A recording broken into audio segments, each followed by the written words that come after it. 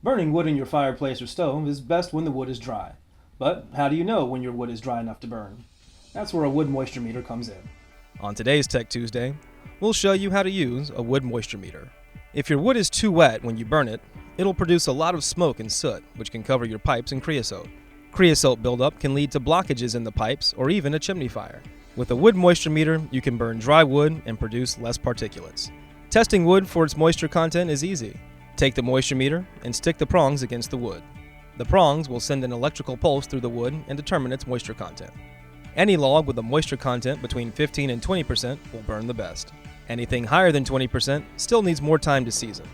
Now you can use a moisture meter with confidence and burn wood best suited to produce the least smoke and soot.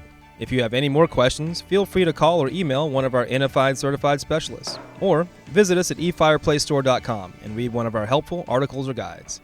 Thanks for watching.